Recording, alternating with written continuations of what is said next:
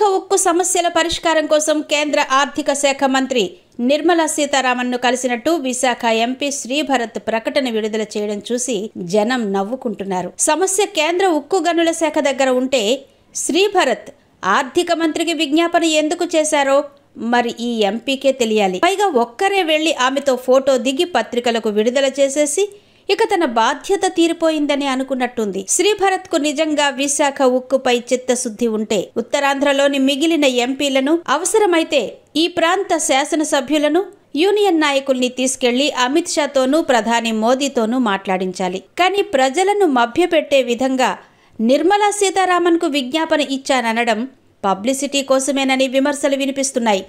బడ్జెట్లో విశాఖ ఉక్కుకు రూపాయి కూడా కేటాయించని నిర్మలను ఎప్పుడూ ఈ శ్రీభరత్ ప్రశ్నించలేదు. ఇప్పుడు ఆమె ఏ విధంగా సహాయం చేయగలరని అనుకున్నారో ఆయనకే తెలియాలి. అందుకే ఇది కేవలం ఆర్థిక మంత్రితో ఫోటోషూట్ మాత్రమే అవుతుందని కార్మిక వర్గాలు వ్యాఖ్యానిస్తున్నాయి. ఉక్కు సమస్య పరిష్కార మార్గం ఇది కాదని కార్మికులు భావిస్తున్నారు.